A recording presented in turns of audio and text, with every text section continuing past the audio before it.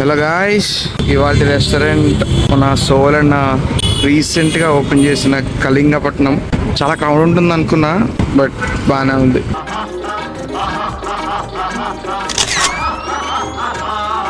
Outdoor sitting waiting కోసం పెద్దగానే ఇచ్చారు.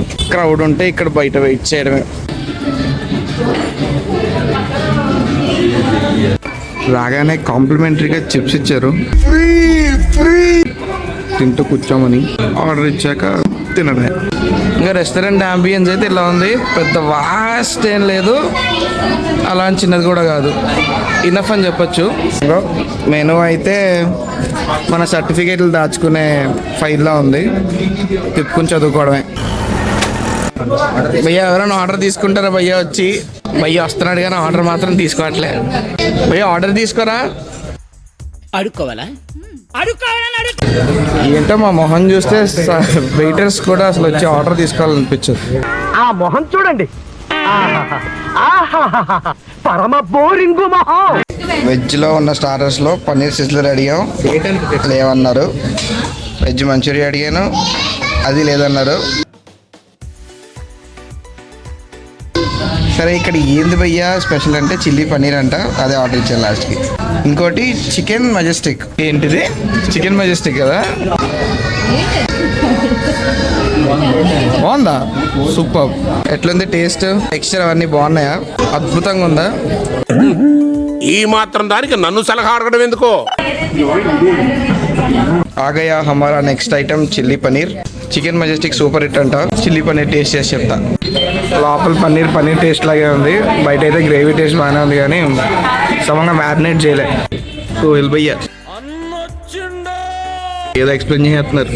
ఇంకో రెస్టారెంట్ కోసం అనుకుంటా. 3/4 పెట్టుకో. Okay sir. బ్యాక్గ్రౌండ్ కరెక్ట్ గా చూసుకో. అలాగే. Focus is very important. Starters కి సెపరేట్ ప్లేట్, మెయిన్ కోర్స్ కి separate plate. Main course main ఎందుకన్నారంటే అది మెయిన్ కాబట్టి. బాబు నాన్న నిన్ను కాదు అంత తెచ్చి చదివించా చూసావా. వెజ్ బిర్యానీ వచ్చింది, ఫ్యామిలీ ప్యాక్. ఏముంది భయ్యా కలర్ఫుల్ గా. క్వాంటిటీ ఎక్కువ ఇచ్చినట్టున్నారు, మస్తు ఇచ్చింది క్వాంటిటీ.